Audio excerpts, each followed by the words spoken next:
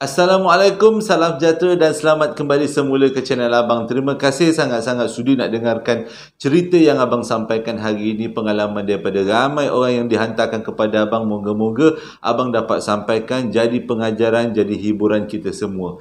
Jadi kalau ikut planningnya hari ini Abang nak sampaikan dua cerita. Tapi cerita yang pertama ni cukup panjang. Kalau cukup masa nanti Abang akan tambah dua cerita Abang sampaikan. Tapi kalau tak cukup masa, Abang sampaikan satu cerita je. Nanti Abang beritahu dekat hujung-hujung cerita. Jadi video kali ini akan ditayangkan pada hari Ahad bersempena dengan Tahun Baru Cina, dan Abang ucapkan selamat Tahun Baru Cina kepada semua yang menonton yang berbangsa Cina. Okey, jadi tanpa membuang masa, marilah kita mulakan cerita dengan berdoa. Moga-moga Allah panjangkan umur, murahkan rezeki, berikan kesihatan yang baik dan permudahkan segala urusan kita di dunia dan di akhirat. Dan moga-moga Allah memberikan syurga buat mak ayah kita di atas jasa-jasa mereka menjaga, mendidik sehingga daripada kecil sehinggalah besar. Jadi marilah kita apa benda abang cakap ni. Abang akan mulakan cerita dengan A'udzubillahi minasyaitanirrajim. Bismillahirrahmanirrahim. Cerita kali ini disampaikan oleh seseorang melalui email. Tapi abang tak perasan lelaki atau perempuan. Katanya, bang, minta tolong bang ceritakan tentang pengalaman arwah mak dia yang berlaku pada tahun 1972 dekat Kampung Serkam, Melaka. Jadi cerita ni cukup menarik berkenaan dengan pengalaman seorang perempuan yang berkawan dengan makhluk alam sebelah. Ceritanya, Amir abang mulakan cerita. Kisahnya, waktu tu abang letak nama Siti ni memang nama sebenarnya, dah ada arwah dan makcik ni. Nanti kita sama-sama sampaikan Al-Fatihah. Moga-moga makcik ni ditempatkan di syurga Allah. Amin ya rabbal alamin. Okey, baru masuk cerita. Kisah ni pada waktu tu Siti masih lagi remaja. Muda remaja waktu tu, 1972. Dia waktu tu duduk dengan mak ayah dia. Sebelah rumah dia adalah rumah moyang dia. Kisahnya bermula bila tahun 72, waktu dia masih bujang, moyang pula. Nenek dia yang duduk sebelah rumah dia ni pergi naik haji. Pada waktu tu tahun 72 tak naik kapal terbang, tapi naik kapal laut. Dengan kata lain, nenek dengan atuk dia pergi haji mengambil masa 6 bulan. Baru sampai dekat kota Mekah dan 6 bulan balik semula ke Malaysia. Dengan kata lain, 1 tahun cukup untuk rumah tu terkosong. Tak ada siapa yang tinggal. Rumah nenek dengan atuk dia lah. Sebab atuk dengan nenek dia pergi haji. Sepanjang atuk dengan nenek dia pergi haji dan rumah tu kosong, selalunya mak dia akan mengambil alih untuk membersih-bersihkan rumah. Dan kalau ada kelapangan, Siti akan sama-sama tolong mak dia untuk bersih-bersihkan rumah tu. Yelah, kalau rumah yang biasanya kosong, selalunya akan ada makhluk yang tinggal kan. Kalau kita kepercayaan kita, ada makhluk alam sebelah yang menompang dekat rumah tu. Jadi untuk mengelakkan daripada benda tu menompang dekat rumah, untuk beritahu rumah tu masih lagi ada orang yang tinggal, jadi kita kena bersih-bersihkan, buka-bukakan tingkap. Okey. Jadi ceritanya bermula bila atuk dengan nenek dia dah balik daripada Mekah duduk rumah tu. Bila sampai je daripada Mekah duduk rumah tu, anak cucu semua berpusu dekat rumah tu menyambut kepulangan atuk dengan nenek daripada Tanah Suci. Waktu tu tak ada YouTube, tak ada apa. Jadi cerita-cerita yang disampaikan oleh atuk dengan nenek tu memang menjadi bualan yang sangat seronok. Macam mana Kaabah, macam mana Mekah, pergi tak makam Nabi. Jadi banyak cerita yang diceritakan disebabkan atuk dengan nenek dia baru balik dan banyak benda nak diceritakan. Malam tu ramai-ramailah tidur dekat rumah atuk dengan nenek dia. Tapi disebabkan Siti ni rumah mak ayah di sebelah rumah atuk dengan nenek dia, jadi malam tu dia tak tidurlah dekat rumah atuk dengan nenek dia. Dia cuma pergi dekat rumah atuk dengan nenek dia. Dah dengar cerita atuk dia ni, oh seronok sangat pergi haji, macam-macam pengalaman ada. Habis tok nenek dia cerita, lebih kurang pukul 1 pagi dia pun balik rumah. Pada waktu tu mak dia, bapak dia, pakcik makcik dia, sepupu sepapak dia semua ada lagi dekat rumah atuk dengan nenek dia tu. Cuma Siti je yang balik ke rumah sebab dah terlalu ngantuk sangat nak tidur. Waktu dia nak tidur tu, waktu dia kata tak ada apa-apa pun, lapang aja. Tapi tiba-tiba, tengah-tengah nak melayan mata tu, mak dia ketuk pintu. Ada orang ketuk pintu. Bila ada orang ketuk pintu, dia cakaplah masuk. Rupanya mak dia masuk. Mak dia bawa lampu picit. Pelik dia kata, kenapa lah bawa lampu picit masuk bilik dia? Tapi dia tak tanya, dia diam je lah. Jadi mak dia masuk, mak dia suluh dekat muka dia. Siti tak tidur lagi sambil senyum. Waktu tu Siti macam, dah kenapa mak aku ni tiba-tiba tanya macam ni, bawa lampu picit dalam keadaan yang sangat janggal. Dan dia pun cakap lah, belum mak. Kenapa mak tanya saya dah tidur ke tidak? Mak tak borak-borak dengan atuk dengan nenek ke? Mak dia terus gelak. He. Mak dia membesar, meninggi, membesar. Dan lampu picit tu bertukar menjadi kayu. Macam tongkat. Dan waktu tu, Siti tak tunggu. Dia tahu apa yang ada dekat depan dia ni adalah bukan mak dia. Dia terus berlari, rempuh makhluk tu keluar daripada bilik dan pergi ke rumah atuk dengan nenek dia yang terletak sebelah daripada rumah dia. Bila sampai dekat depan rumah, dekat beranda lebih kurang lah beranda, dia tengok mak dia masih lagi bertepuk lantai, berborak dengan atuk, dengan nenek dan adik-beradik mak dia ni. Waktu tu muka dia dah pucat, berpeluh-peluh. Dan bila nampak dia datang tu, mak dia tanyalah, "Engkau kenapa tadi? Kau ke mana?" Tu cakap dia balik rumah tidur, dia kata. "Dah tu kenapa kau berpeluh-peluh?" Mula-mulanya Siti ingatkan dia tak nak cerita, tapi disebabkan semua mata bertumpu ke arah dia, seolah-olah minta dia ceritakan kenapa keadaan dia dalam keadaan yang sangat berpeluh-peluh dan huru-hara. Jadi Siti pun ceritalah, "Sebenarnya mak, tadi saya tidur, dang dung dang. Macam tu sambungan ceritanya lah kan. Lepas tu nenek cakap, "Alah, jangan risau, mungkinlah makhluk-makhluk yang dulunya duduk kat rumah nenek ni waktu nenek pergi haji, dan bila nenek dah duduk sini balik, dia pun tak tahu ke mana, dia pun datanglah menghadap engkau, sergah-sergah lah kan." Jadi waktu tu Siti tak boleh terima langsung apa yang nenek dia cakap. Sebabnya apa yang nenek dia cakap pada dia adalah hanya untuk membagi dia tenang aja. Jadi Siti cakap, dia dah tak tahu nak ke mana, mak dia panggil lah, "Sinilah, duduk sini dekat balkoni." Apa tak tahu Melayu dah apa benda dekat, kalau rumah Melayu kat depan tu ada anjung. Jadi dia kata, "Mehlah duduk dengan mak ni, tidurlah dekat sini." Jadi malam tu sampailah esok pagi, Siti tidur di bangku di peha mak dia dekat anjung. Jadi ditemani dengan tok nenek dia. Jadi diorang cerita ni sampai ke pagi, sampai ke subuh bercerita. Siti tak berani nak balik rumah, nak menghadap, takut-takut benda tu datang lagi. Dia kata benda tu memang menyerupai mak dia. Tapi bersyukurlah dia tidak diapa-apakan. Selepas kejadian malam tu, yang lepas tu dia tidur dekat anjung ke Serambi, lebih kurang macam tu lah, dia tidur waktu tu. Sejak daripada tu, Siti demam 3 hari berturut-turut. Dia tak boleh, bayangan tu dia tak boleh nak hilangkan. Nampak benda tu membesar dengan lampu picit bertukar bentuk tongkat, dan muka mak dia jadi sesuatu yang sangat menakutkan. Dia tak boleh terima. Demam disebabkan tu. Jadi dia kata selepas dia baik daripada demam tu, dia dah mula mengalami beberapa peristiwa yang susah nak dijelaskan. Mula-mula dia nampak benda-benda hitam melintas-lintas. Dia biarkan aja, dia ingat bayangan-bayangan orang. Tapi pada satu hari, dia dah pelik, dia kata waktu tu. Pada satu hari, waktu tu dia tengah masak dekat rumah dia. Tiba-tiba dia nampak makcik dia tengah menjengah dekat dinding. Maksudnya macam ni dinding kan, makcik dia dengar, senyum. Tu masuk. Tu makcik dia jengah. Tu masuk. Dia tak faham kenapa makcik dia ni main jengah-jengah dia. Dia ni tengah masak ni, cakap. Dia panggil lah, "Makcik, kenapa tu? Apa yang makcik nak cari? Nak lauk ke?" Cakap. "Saya boleh bagi." Benda tu jengah, makcik dia jengah balik, masuk balik.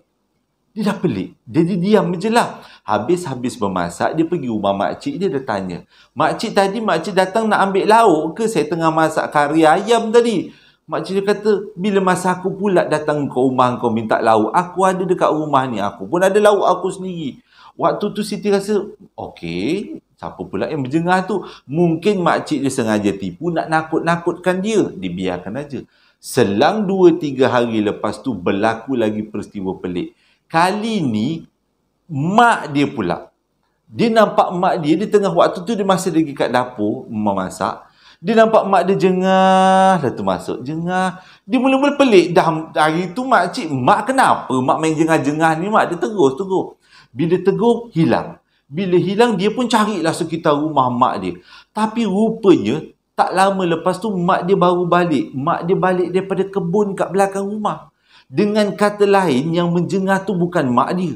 Dia dah rasa seram dah. Aduh lah, apa pula yang menjengah-jengah ni. Kurang hajar betul. Okey, dia kata mungkin bayangan dia. Tapi dia biarkan ajalah. Selang 2-3 hari, waktu tu dia nak tidur. Tengah-tengah sedap dia layan mata, tiba-tiba dia nampak nenek dia pula jengah dia. Nenek dia jengah. Yelah, dia kata nenek dia waktu tu biasa-biasanya nenek dia akan bersiput, cantiklah siputnya. Tapi kali tu nenek dia dengan rambut putih merebang jengah dia. 2-3 kali jengah dekat pintu. Pada waktu tu dia kata sah yang jengah dia daripada 2-3 hari lepas sampai hari ni, itu bukan orang, itu makhluk alam sebelah. Dia tak tahu mana puncanya, tapi waktu tu dia selubung kepala dia dengan selimut. Dia dengan harapan benda tu tak kacau dia. Alhamdulillah tak kacau pun. Tapi dia jadi takut dengan setiap orang. Sebabnya yang menjengah tu kadang-kadang diingat orang, rupanya bukan orang. Dia menyamar banyak kali sebenarnya. Abang cerita 3 kali. Tapi dia kata yang menyerupai ni banyak kali. Ada mak dia, ada adik dia, ada pakcik dia, ada atuk, ada nenek dia. Tapi keadaan kemunculan dia semua sama. Duk menjengah, ada diam. Menjengah lagi hilang. Itu je cara dia punya, orang putih kata modus operandi lah kan. Tapi pada satu hari, selepas peristiwa jengah-menjengah tu, pada satu hari dapat dia didatangi. Waktu tu dia kata masih siang. Dia siang, dia tengah duduk lepak dekat bilik dia. Buat-buat kerja lah kan, sebagai pelajar. Tiba-tiba dia didatangi oleh seorang perempuan yang sangat elok rupanya. Dan waktu tu dia pun tanyalah, awak ni siapa? Buat apa dekat rumah saya? Sebab perempuan tu betul-betul ada dekat muka pintu bilik Siti. Dan dia pun senyum, dia kata, boleh saya masuk? Dia kata. Dia ingat, Siti ingat tu mungkin saudara mara jauh ke apa ke, atau kawan lama ke. Cakaplah, masuklah, duduklah dekat sini kat katil saya. Lepas tu benda tu pun, perempuan tu pun duduk dia bersimpuh dekat atas katil. Lepas tu Siti tanyalah, awak ni siapa? Datang daripada mana? Kita ni sepupu ke? Benda tu tergelak manja. Dia bagi tahu, sebenarnya saya ni namanya Melur. Dan saya suka nak kawan dengan awak. Kita bukan saudara. Waktu tu Siti tak boleh nak fikir. Tak keluar daripada otak dia ni, siapa pula ni tiba-tiba nak kawan dengan aku, datang dalam keadaan berbaju kurung, berkain songket, cantik rupanya. Ada tersemat bunga melur kat kepala, kat rambut. Jadi dia pun pening. Datang daripada mana? Jadi bila benda tu tengok Siti dah muka pelik-pelik, dia pun sambung balik cakap. Sebenarnya yang datang malam tu sebenarnya kami dengan kawan-kawan kami lah, dia kata. Yang datang mula-mula menyerupai mak awak. Lepas tu kan kita orang main sergah-sergah, main jengah-jengah tu semua saya dengan kawan-kawan saya lah. Waktu tu semua persoalan terjawab. Siapakah dia? Rupanya Melo dan kawan-kawan dia. Jadi waktu tu Siti masih lagi blur. Dia tak apalah, dia pun berborak dengan Melo. Melo bagi tahu dan dia sebenarnya daripada makhluk alam sebelah. Dia datang ke sini hanya untuk berkawan dengan Siti. Lepas tu dia janji satu hari nanti dia akan kenalkan dengan kawan-kawan dia.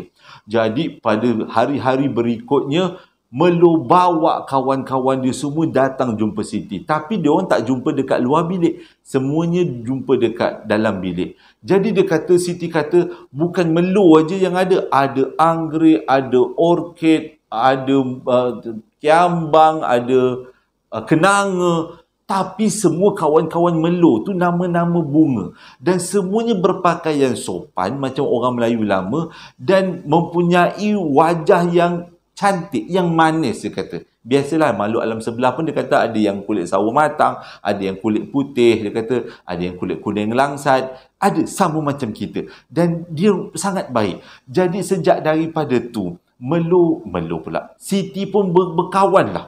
Dia berkawan dengan makhluk-makhluk tu. Abang tertinggal satu bahagian. Nanti okey, minta abang ulang sikit. Selepas Siti demam, sebenarnya dia pergi jumpa dengan seorang ahli perubatan perempuan. Dan perempuan tu bagi tahu kalau nak tahu siapa yang datang jumpa dengan kau, sergah-sergah kau baca ayat ni. Ini mentera, dia kata. Jadi Siti pun ambil ayat tu dan baca. Baru betul ceritanya. Lepas tu lah, lepas dia baca tu lah, mulalah Melo datang, kenanga datang, anggerik kiambang, semua datang. So, olah-olah mentera yang dibagi itu adalah untuk memanggil keluar siapa yang datang menjengah-jengah tu. Jadi sejak daripada tu berkawan-kawanlah Siti dengan bunga-bunga ni semua. Bunga lah kan. Cumanya, dalam beberapa ketika, mak dia pelik tau. Kenapa dekat dalam bilik tu bunyi macam ramai sangat orang perempuan. Mula-mula mak dia macam tak syak ingat kawan-kawan kampung Siti. Tapi satu hari mak dia tanya, ni mak nak tanya ni, kenapa dalam bilik engkau ni ramai sangat dalam satu-satu waktu, baik siang, kadang-kadang malam, ramai orang. Jadi Siti begitu tu semua kawan-kawan saya mak, tapi daripada makhluk alam sebelah. Terkejut orang tua tu, nak turun jantung dia kata, kau biar betul Siti kawan dengan makhluk alam sebelah. Bahaya tau. Tapi kata Siti, tak mak, diorang ni datang untuk borak-borak, nak tahu tentang alam kita. Saya pun borak-borak nak tahu tentang alam diorang. Jadi bila dengar macam tu, mak dia kata, bagi mak jumpa. Mana tengok. Yalah kau ni kawan dengan orang daripada alam sebelah. Jangan-jangan kau berhalusinasi kot. Jadi kata Siti, okey, nanti Siti tanya dengan Melo, dengan kawan-kawan, boleh tak dia kalau nak jumpa dengan mak? Jadi dia pun tanyalah. Siti tanya, boleh tak dia bawa mak dia jumpa? Kawan dia kata apa? Okey, seronoknya nak jumpa dengan makcik, dia kata. Jadi dia kata, boleh tak ada masalah. Pada satu malam, Siti bawa mak dia duduk dekat dalam bilik dia dan dia baca mentera yang selalu dia baca untuk menyeru tu. Belum sempat habis dia baca, tiba-tiba mak dia cakap, stop. Mak tak sanggup nak tengok. Mak takut kalau yang mak nampak lain daripada apa yang kau nampak. Pada waktu tu Siti kata, taklah mak. Dia akan muncul dalam keadaan yang elok rupanya. Mak jangan risau. Tak ada keluar naga, unta, tak ada. Jadi mak dia kata, mak tak yakinlah. Dia kata, mak tak yakin. Tak apalah. Kau nak kawan, kau kawan lah ya. Asalkan kau tak tinggal semayang, puasa. Dia kata, Siti tergelak lah bila mak dia cakap macam tu. Tapi sejak daripada tu memang mak dia kata, kawan-kawan Siti walaupun tak nampak, tapi selalu dengar dekat dalam bilik. Nak jadi cerita, pada satu hari, Melo bagi tahu macam ni. Siti, dia kata, kami ada kawan lelaki juga dekat alam kami. Dan dia sangat suka dengan Siti. Boleh tak kita orang bawa dia jumpa Siti? Siti kata, okey, tak ada masalah. Bawalah jumpa asalkan patuh syariah. Okey, maksudnya duduknya jauh-jauh. Tak adalah tiba-tiba buat benda-benda tak senonoh kat Siti. Patuh syariah lah tu. Jadi, okeylah, dia kata bawa. Datanglah lelaki tu dengan Melo. Handsome gila. Dia kata, memang kacak. Cuma nampak macam agak sedikit pelik lah muka orang sana kan dia kata. Jadi dia kata memang kacak. Jadi sejak daripada tu Siti selalulah berkawan-kawan dengan budak lelaki ni. Mak dia jadi pelik lagi sebabnya selalu dengar suara perempuan. Ini dengar suara lelaki. Mak dia tanya sekali lagi dengan Siti, siapa orang lelaki tu pula? Dan Siti berterus terang bagi tahu pada mula sampai habis. Sejak daripada tu dia berkawanlah dengan budak lelaki ni. Cumanya pada satu hari budak lelaki ni daripada alam sebelah ni hulurkan cincin pada Siti. Dia cakap dia nak jadikan Siti sebagai pengantin dia, suri rumah dia. Siti pada waktu tu rasa macam dia masih lagi waras, dia tak akan buat macam tu. Dia tak akan kahwin dengan makhluk alam sebelah. Dia beritahu dekat lelaki tu, alam kita berbeza. Kalaulah misal kata saya beranak, nanti orang tanya mana ayahnya tak ada. Lepas tu saya nak terangkan dekat orang ramai macam mana. Diorang akan tuduh saya sebagai perempuan yang jahat dan mak ayah saya akan mendapat malu. Tapi bila dengar alasan macam tu, rasa kecewa lelaki tu, dia pun melarikan diri. Sejak daripada tu, kata Siti, dah tak ada lagi kawan-kawan dia datang. Baik Melo, Kenanga, Anggerik, Melati, tak ada datang. Lelaki tu pun tak ada datang. Seolah-olah macam tanda protes yang Siti menolak pinangan lelaki tu. Ingatkan persahabatan mereka terhenti dekat situ aja? Tak. Sejak daripada tu ada peristiwa lain berlaku. Lepas dia tolak pinangan tu, sejak daripada tu, kata Siti, tiap-tiap malam dia akan diganggu. Kadang-kadang tengah-tengah sedap dia tidur, tiba-tiba nampak tengkorak dekat atas kepala dia, maksud kat depan muka dia. Lepas tu jatuh tengkorak tu macam nak telan kepala dia. Dia sempat mengelak. Lepas tu kadang-kadang dia tengah tidur, tiba-tiba sebelah dia ada orang. Bila dia kata ada orang, dia tahu itu bukan benda lain. Itu adalah kawan-kawan dia sengaja dengki dia sebab dia tolak lamaran tu. Jadi dia paling ke arah lain.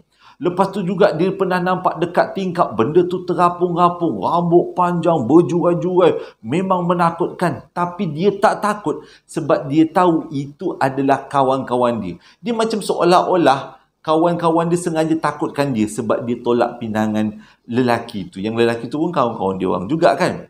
Dan benda ni berlarutan sampailah Siti kahwin pada tahun 1974. Maksudnya 72, 73, 74, 3 tahun lah. 3 tahun Siti mengalami peristiwa ni. Jadi selepas kahwin, nak jadi cerita, suami Siti ni pula selalu outstation. Selalu outstation jauh-jauh. Maksudnya dekat Port Klang. Sebabnya suami dia ni kerja dalam bidang perkapalan. Jadi dengan kata lain, bukan senang-senang nak balik rumah. Lupa abang nak cakap, pada waktu ni Siti dah pindah dekat Port Klang. Walaupun Siti dah pindah dekat Port Klang, tetap juga benda-benda tu datang dengki dia.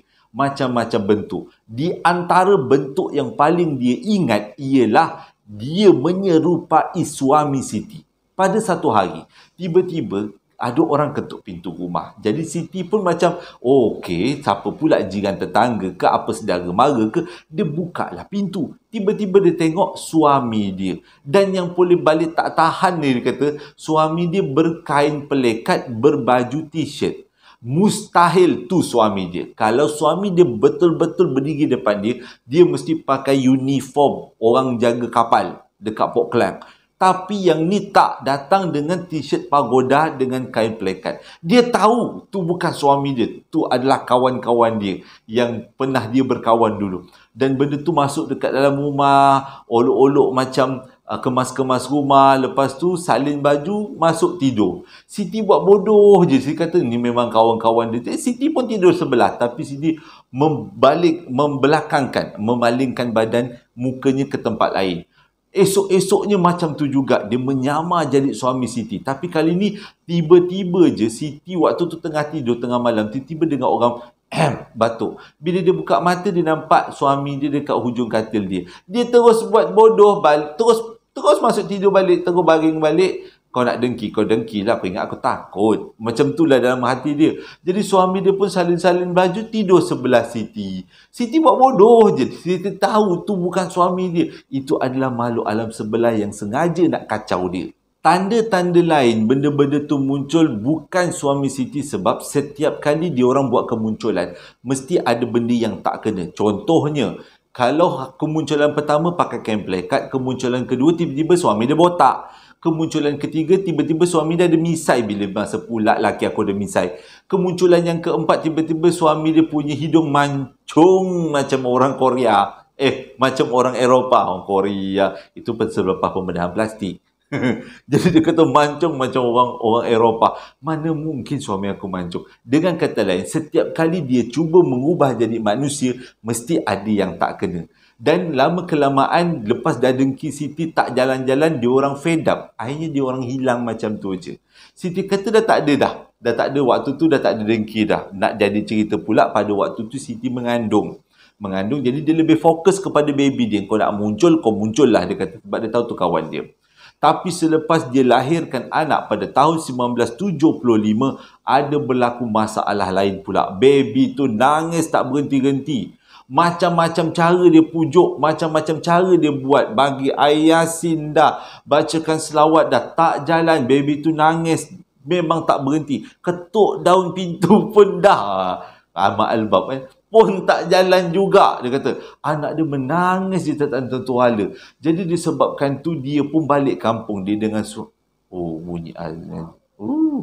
Bunyi anjing lah. Sedang pukul apa sekarang? Pukul 1:04. Okey, sambung. Okey. Jadi dia pun pergilah balik kampung. Dia balik kampung, dia jumpalah dengan mak bapak dia dekat Serkam lah ni. Dia ceritakanlah apa yang dia alami. Jadi mak bapak dia ni pun bawalah dia berjumpa dengan seorang ustaz.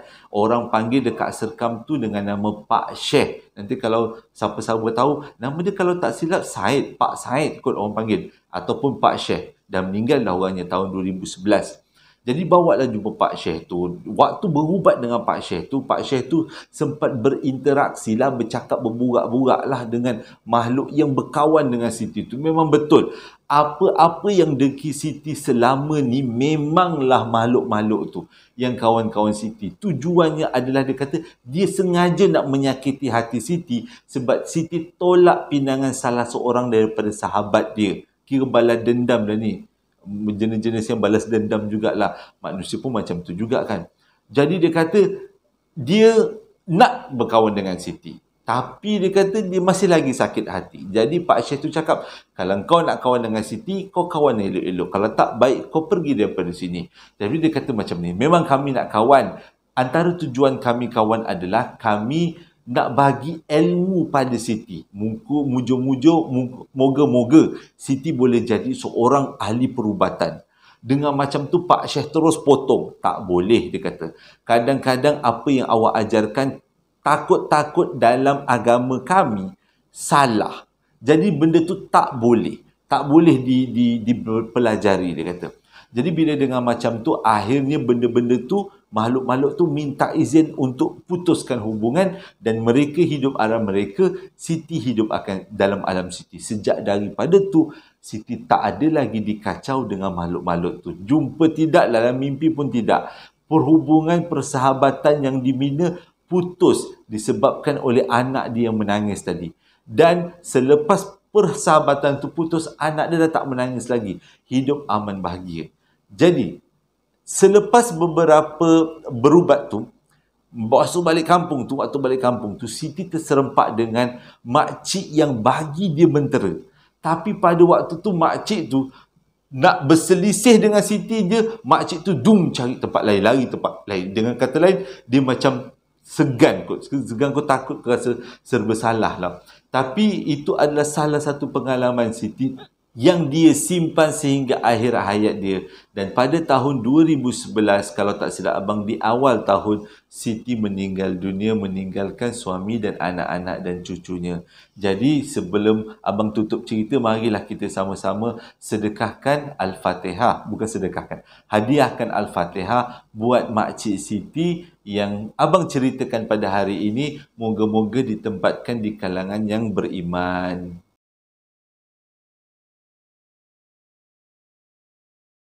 Jadi abang rasa hari ini cukuplah abang sampaikan satu cerita. Moga-moga cerita ini jadi hiburan dan iktibar untuk kita semua. Terima kasih yang memberi sambal lada dan juga perapan sate dan yang memberi komen-komen yang selalu sangat dalam setiap video abang, bagi komen-komen yang kadang-kadang nak jadi yang pertama. Abang ucapkan terima kasih besar maknanya untuk abang. Setiap kali abang baca komen rasa macam tak tahu nak cakap. Dia punya seronoknya. Menjadi seorang pencerita paling seronok adalah mendapat komen daripada ramai orang. Tak kisahlah komen apa pun, tapi komen-komen tu jadi penguat semangat abang. Itu adalah satu benda yang sangat manis. Sehingga berjumpa lagi dalam 2 hari akan datang. Selamat Tahun Baru Cina.